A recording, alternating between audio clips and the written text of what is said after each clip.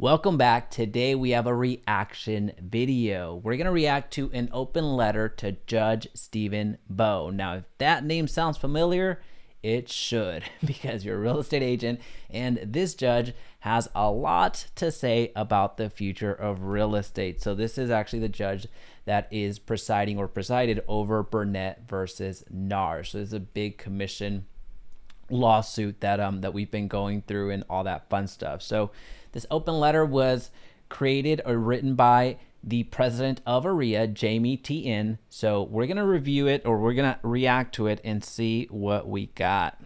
All right.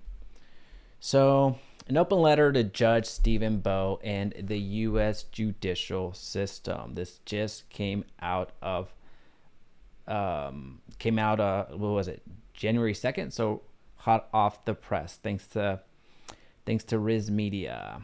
All right, so let's get into it. Now, we're not going to read everything. We are just going to look at some key points here. And let's start right here. So the ruling in this Sitzer Burnett lawsuit has the power to dramatically shift the real estate industry. True. The plaintiffs have argued that this change will create lower home prices and a more affordable home market, especially for newer buyers. This right here is wrong.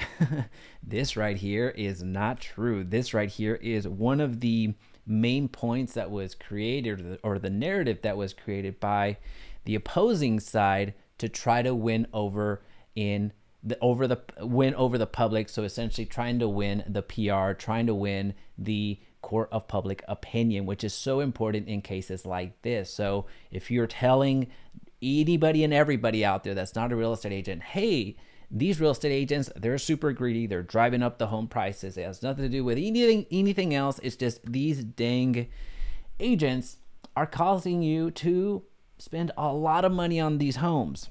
Again, that sounds very silly because it is, and not true. Well, if you're telling that to the general public that doesn't really necessarily have that much information or is really aware on how commissions work. I know I didn't whenever I was purchasing it, and I had purchased, or I'm sorry, I know I didn't whenever I was getting into the industry, and I already purchased multiple properties. So I was still pretty ignorant myself. So if you're telling that to the general public, you know, it's who's going to say no, right? Like it's a very compelling case. And for them, in many cases, it's not really affecting the general public in the sense that they don't really have a high regard for real estate agents anyway. But anyway, so however, I strongly urge you to consider the impact your ruling may have on the nation's diverse communities, including the all of this acronym right here. So I'm more familiar with AREAA, so my apologies if I'm not too familiar with the Asian American, Native Hawaiian, and Pacific Islander Trade Organization. From the AREAA perspective, though, there's 18,000 members in that association, so that's massive. It's huge. It's quite large. So again, this is the president of AREAA that's writing this, Jamie T.N. But one thing that I wish I would have seen here was a bit more pushback on their premise. Their premise is completely skewed. Again, this is more PR speak. This is trying to win over the public. So win the opinion out there in the public. So I wish there would have been a little bit more pushback here. Now there's a more points that are created here or presented here that we're going to get into, but I think right here it would have been a good opportunity to push back a little bit. So this right here was a little bit shocking to me. So let's read. As Pew Research shares, Asians are the largest group of new immigrants. I thought it was the Hispanic community. So that was surprising to me, and projected to become the largest immigrant group by 2055. Again, I thought it was us holding down that fort. I thought it was us holding down that title, but I'm not going to go against the statistics here. I'm not going to go against the math. Although this group tends to be highly educated, this group has language barriers. As of 28% of I'm just going to call it AREAA, are limited English proficiency. Now, this is something that, if I had a guess in terms of what it was for the Hispanic community, so I would guess that it's higher than this. So the reason I wanted to react to this is, one, it's a very important, it's a very good letter, very good letter that's been written, but also it's something that is does affect me and my family as well from the Hispanic side. So this is something that is near and dear, because from a personal perspective, it has impacted the purchases from my family, my brothers and sisters. They're all older. I'm the youngest of six. And my parents, when they were going through and purchasing homes, or co-signing along with my siblings when they were purchasing back in the late 1990s and early 2000s. This means it's crucial for buyers within this community to receive guidance from educated professionals that are familiar with their language, culture, and homeownership needs.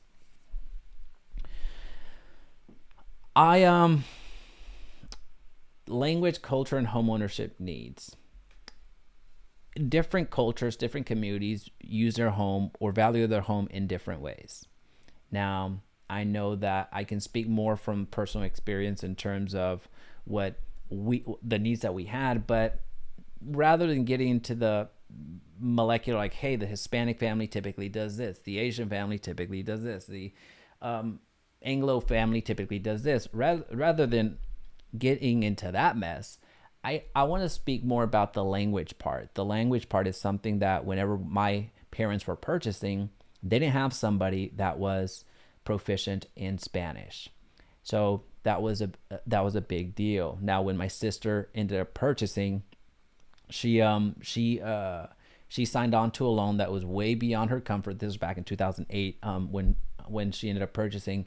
So, or a little bit before 2008. So as we know, those ninja loans were real, even though she had a job and even though everything was good. She got caught up in that because she couldn't really afford that mortgage that she signed on to. Now,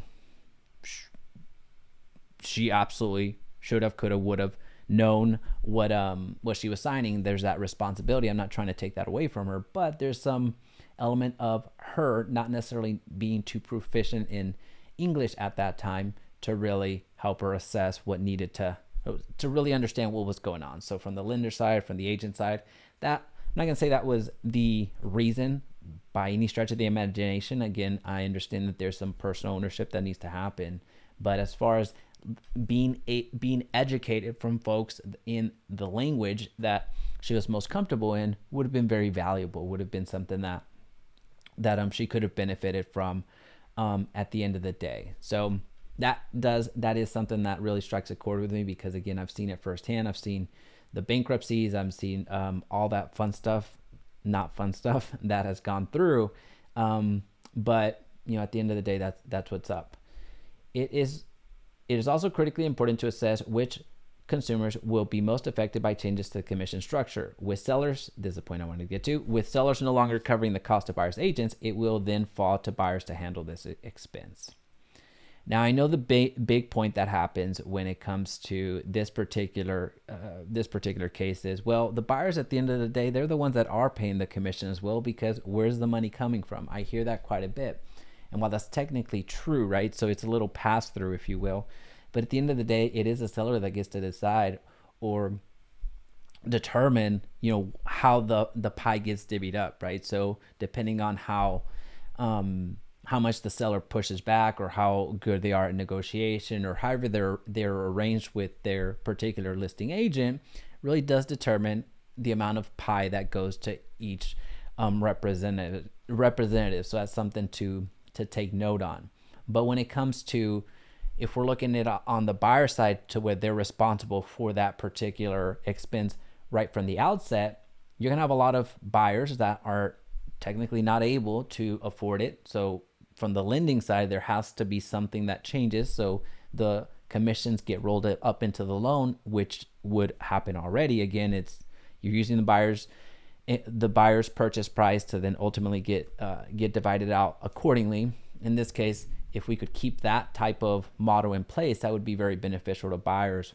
But then what you're also going to see is buyers that can't afford it, they're impacted, of course, and the buyers that overestimate their abilities are also going to put themselves into some dramatic doo-doo, if you will. So you're going to have some overconfident buyers that are going to try to do this themselves, and best of luck. But what's going to end up happening is there's going to be a lot more litigation on the listing side, because there's just going to be some people that are reasonable and unreasonable in every transaction as it happens now. But when you're looking at a real estate professional has a license versus a buyer that does this once, 2, 3 times in their life, there's just, it's no comparison, right? And whenever you have that incongruency of skill set from the lower side, so from the side that maybe not as educated on the formalities and the way that things are done, there's a higher likelihood that they're going to feel slighted. There's a higher likelihood that they're going to feel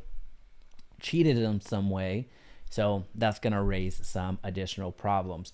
And there's no shortage of there's no shortage of attorneys that are ready, willing, and able to take on any lawsuit and claim 40 to 60% of the earnings, which is what's happening with this Burnett versus NAR lawsuit. So the attorneys are making off like bandits.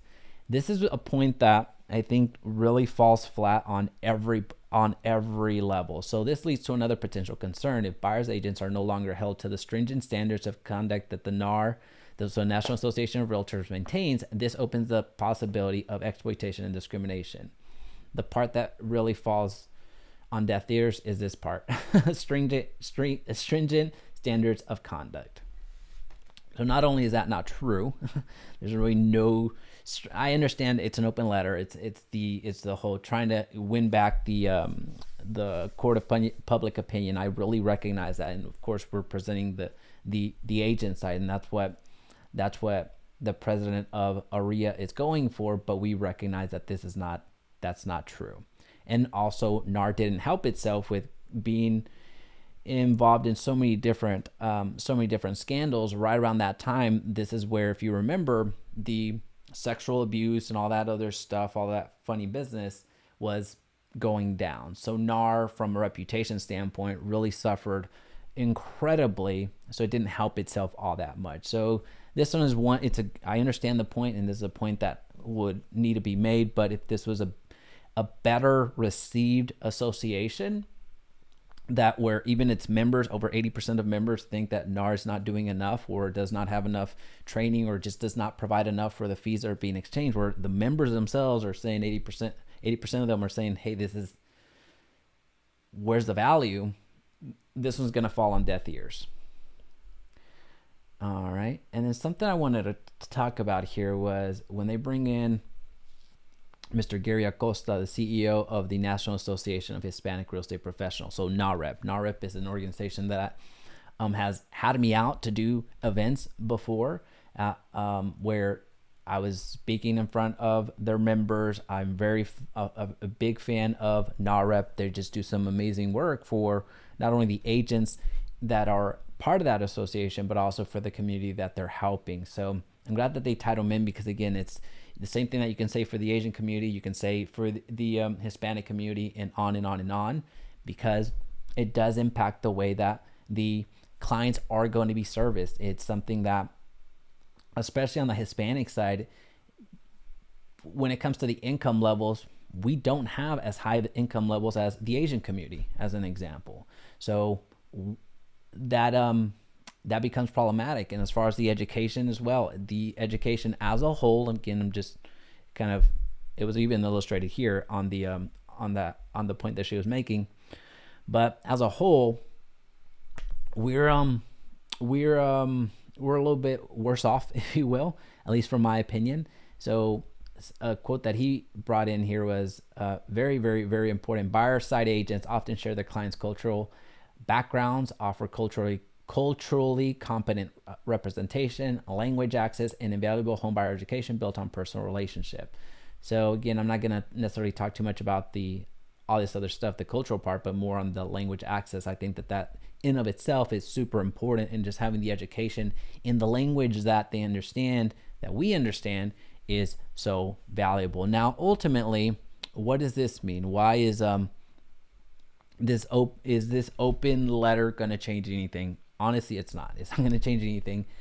I understand the purpose of this letter. It's something that we are trying to, fight back in the court of public opinion, because let's face it, we as real estate agents don't have the most favorability